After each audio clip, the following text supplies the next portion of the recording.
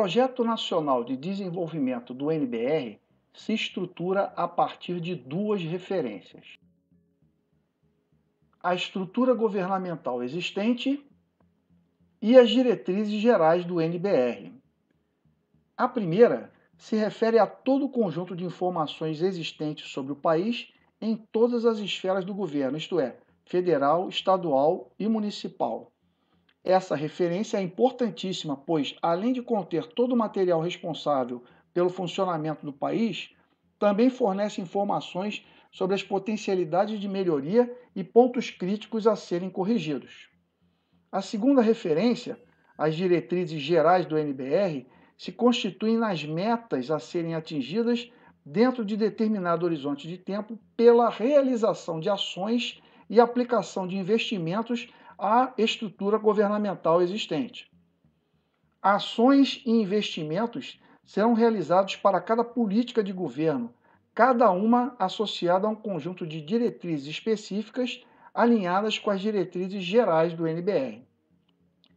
Para cada uma das diretrizes específicas, estarão associados um ou mais macrotemas, esses se constituindo em assuntos específicos que, no todo, integrarão a política em estudo. Finalmente, para cada macrotema, estarão associados indicadores, espelhando a realidade atual. A partir da realização de ações alinhadas às diretrizes específicas, haverá uma migração dos indicadores atuais para indicadores finais, os quais serão a representação quantitativa das diretrizes gerais do NBR. A estimativa dos investimentos resultantes da realização das ações e, consequentemente, do atingimento das metas e indicadores finais será realizada pela associação desses indicadores a módulos de investimento unitários, também chamados custos modulares. A composição dos custos modulares pelos quantitativos associados aos indicadores fornecerá os montantes de investimentos necessários ao atingimento das metas e diretrizes gerais do NBR.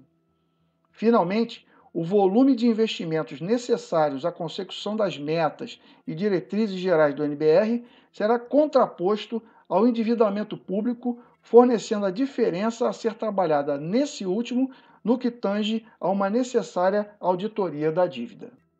A metodologia por indicadores proposta aqui permite elaborar um painel de cores que facilita a visualização dos elementos positivos e negativos associados aos diversos macrotemas estudados.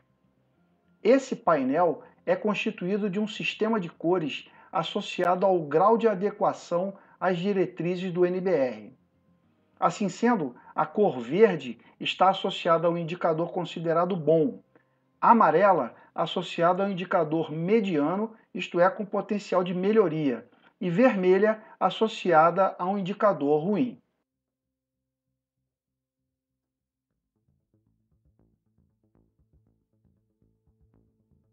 A metodologia de indicadores tem a vantagem de oferecer elementos objetivos a serem acompanhados no curso de suas trajetórias rumo às metas determinadas pelas diretrizes gerais e específicas do NBR. Da mesma forma, o painel de indicadores serve para acompanhar as realizações dos governos atuais, suportando técnica e objetivamente possíveis críticas ao seu desempenho. Além disso, essa metodologia permite fácil atualização das informações, uma vez construídos os seus vínculos internos. O ponto crítico é a quantidade de variáveis e a complexidade na construção dos custos modulares. Como exemplo da aplicação da metodologia proposta, consideremos um hipotético indicador denominado percentual de alunos matriculados no primeiro ano do ensino médio, PM1-AEM. Este indicador estaria relacionado à política de educação e ao macrotema corpo discente. Vamos supor que atualmente este percentual esteja na faixa de 80%. Isto é, do total de alunos que deveriam estar matriculados no primeiro ano do ensino médio, somente 80% efetivamente estão. De acordo com as nossas diretrizes gerais e com a diretriz específica da política de educação para este macrotema, este indicador deverá estar em 100% no período de 10 anos.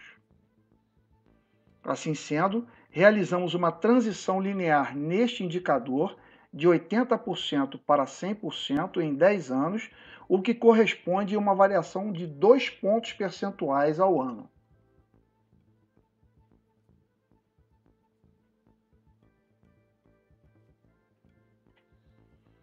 Considera-se na escala de cores adotada que, para um indicador que apresente uma diferença de 2% em relação à meta, pode ser atribuída a cor verde, conforme identificado no valor de 98%. Com relação aos investimentos necessários ao atingimento desses indicadores, considera-se que os alunos com idade própria para serem matriculados na primeira série do ensino médio encontram-se na faixa etária entre 14 e 16 anos, estimando-se este número em 5 milhões de jovens.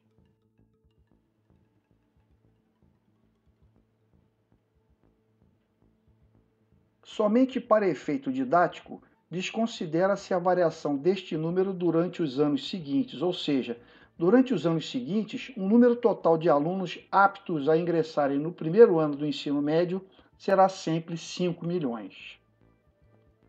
Assim sendo, como no ano zero somente 80% deste total estarão matriculados no primeiro ano, isso perfaz 4 milhões de alunos efetivamente matriculados.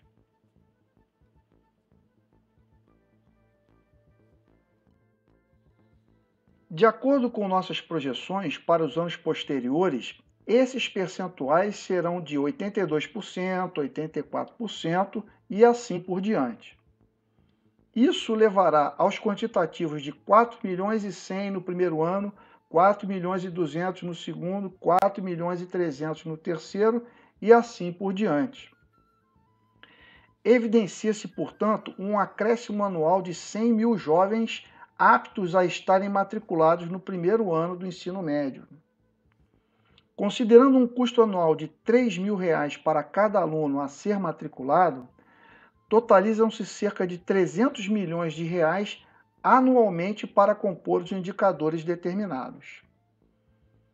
Assim sendo, ao final de 10 anos, o montante de investimentos necessários a compor o ingresso desses jovens será da ordem de 3 bilhões de reais.